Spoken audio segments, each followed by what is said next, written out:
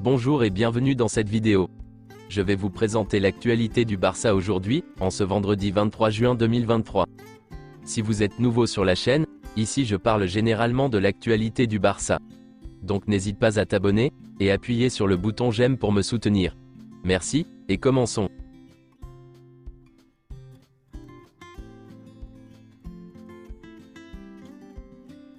Une photo d'Ansu Fati en vacances, avec son nouveau look.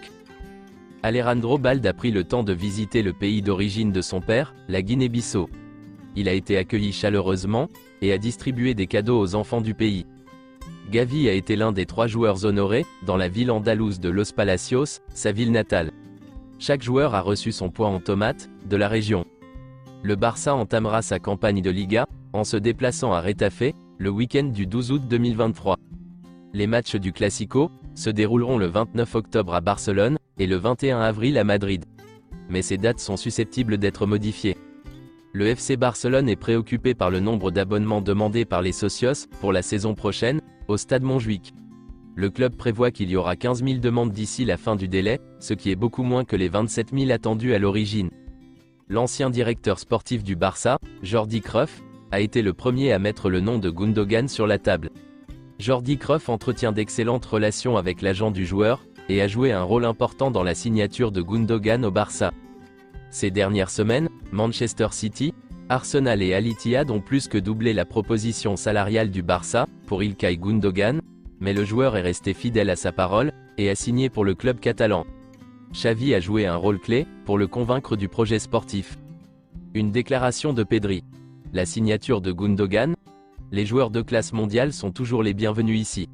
Si cela devient officiel, nous serons très heureux de l'accueillir. Mes projets pour ce week-end? Entraînement, piscine, puis à nouveau entraînement. Ma boisson préférée? De l'eau, tout le temps. Je ne bois pas de soda, ni d'alcool. Ces derniers jours, Neymar a envoyé des messages à des personnes du Barça, pour tester l'atmosphère autour d'un éventuel retour. Mais ils lui ont conseillé de se concentrer sur le PSG. Le FC Barcelone est prêt à rencontrer Athletic Paranaense à nouveau bientôt, pour fixer les derniers détails de l'accord. Accord verbal atteint sur un accord de 35 millions d'euros, plus 10 millions d'euros de bonus. Ce sera un contrat de 5 ans. Presque tout est prêt, pour la signature de Vitor Roque. Il ne reste plus qu'à l'annoncer officiellement, et à régler certains détails, comme le fait de savoir s'il arrivera au club cet été, en hiver, ou l'été suivant.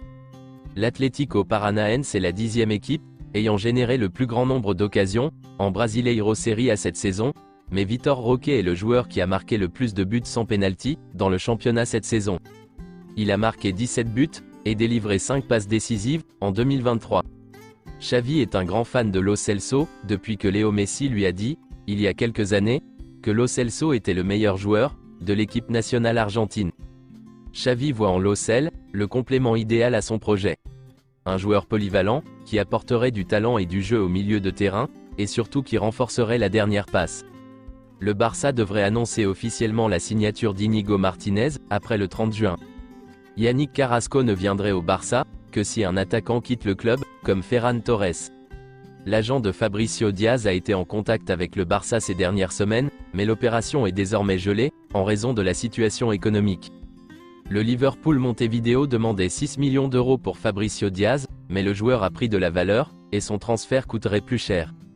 Outre le Barça, Villarreal, le Real Betis, Braga, Flamengo et River Plate s'intéressent à Fabricio Diaz.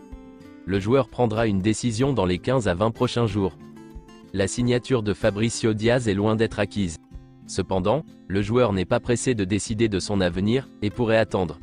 Cela pourrait être bénéfique pour le Barça. Pour l'instant, Kimmich au Barça, c'est froid.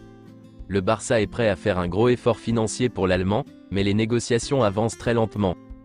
Les clubs saoudiens ont fait pression pour recruter Lewandowski, lui offrant un salaire de 150 millions d'euros par saison.